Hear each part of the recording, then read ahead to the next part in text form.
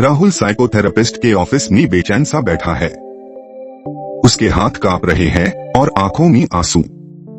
हल्की सी रोशनी में कृष्ण मुस्कुराते हुए दिखते हैं, एक अलौकिक प्रदर्शन पर राहुल को शांत करने के लिए वह यहाँ है। डॉक्टर, मैं बिल्कुल पागल हो रहा हूँ। एक कंपनी का डील फाइनलाइज करना है। कंपनी पावर प्लांट बनाना चाहती है, उसके लिए गांवों की जमीन चाहिए। पैसे भी अच्छे मिल रहे हैं, पर ये डील मेयर खुद के लोगों को नुकसान पहुंचा देगी। मेरा गांव, मेरे परिवार के किसान इस जमीन पे निर्भर है। मेरा बॉस चाहता है मैं ये सब एक्सेप्ट कर लूं, वरना मेरी नौकरी खतरे में है। मेरा दिल समझने से इनकार कर रहा है, लेकिन मेरा दिमाग कहता है पैसा जरूरी है। मैं तो टूट रहा हूँ। राहुल, मुझे लगता है तुम अर्जुन की स्थिति जैसी ही समुंदर के बीच खड़े हो।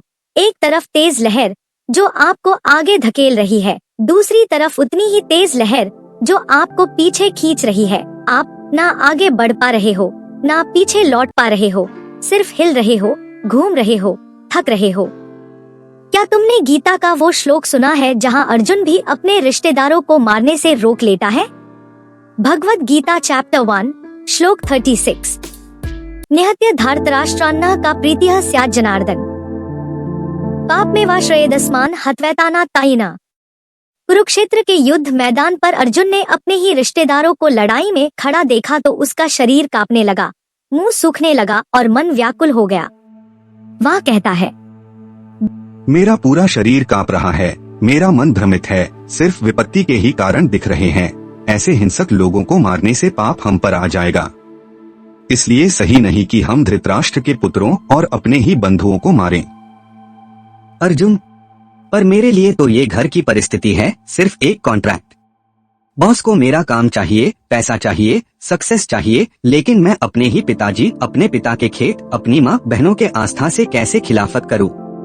मेरा सर फटने को हो रहा है। मैं सुबह उठते ही चिंता में हूँ, कमजोर हूँ, भूख खराब हो गई है। बिल्कुल अर्जुन की तरह राहुल। अर्जुन भी अपने रिश्तेदारों को देखकर पाप से डर गया था और बोला था, ओ माधव, हमें क्या लाभ होगा और हम कैसे खुश रहेंगे अपने ही परिवार को मार के?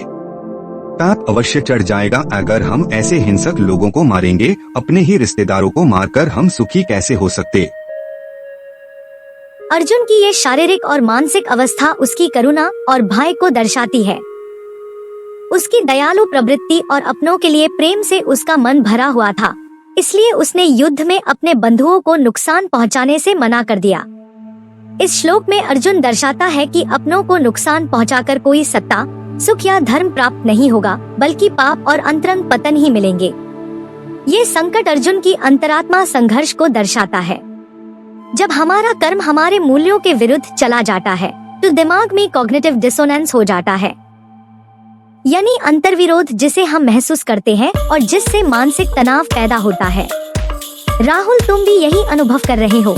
तुम्हारा मन और शरीर अर्जुन की तरह रिएक्ट कर रहा है। तुम कॉग्निटिव डिसोनेंस महसूस कर रहे हो। जब तुम्हारा काम तुम्हारे मूल्यों के खिलाफ होता है तो मन में बहुत तनाव होता है। मुझे पता है तुम्हारा दिल चाहता है कि तुम उन लोगों की सुरक्षा करो जिसे तुम जानते हो और प्यार करते हो, और तुम्हारा दिमाग कह रहा है मैं आगे बढ़ूं, पैसा कमाऊं। ये टकराव से तुम्हारा सर दर्द कर रहा है।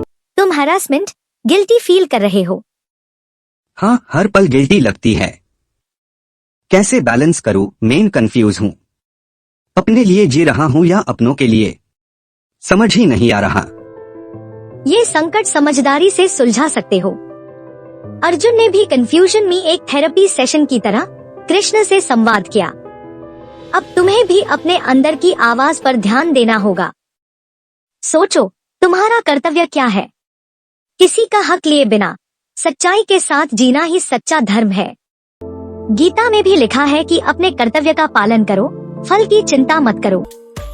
अगर इस डील से तुम खुद के पैसों के लिए अपने लोगों को धोखा दोगे तो अंदर से तुम परेशान ही रहोगे।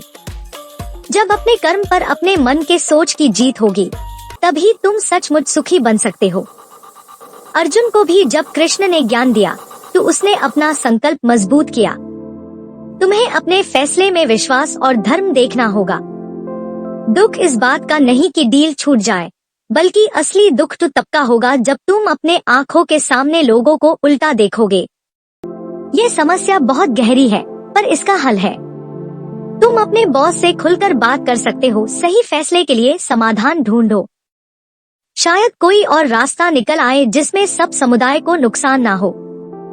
तुमने अर्जुन जैसा क्षुद्र पाप छोड़ा, अपनी रिस्पॉन्सिबिलिटी ली और सच्चाई पकड़ी। राहुल, तुम भी अपनी संवेदना और बुद्धि से फैसला लो। मैं जानता हूँ कि तुम्हारा मन ठीक रास्ता दिखाएगा।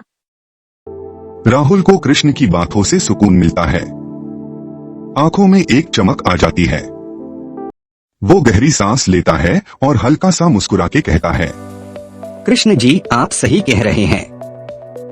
मैं अर्जुन की तरह अपनी ड्यूटी पे ध्यान दूंगा। मैं अपने दिल की सुनूंगा और सच्चाई के साथ कदम आगे बढ़ाऊंगा।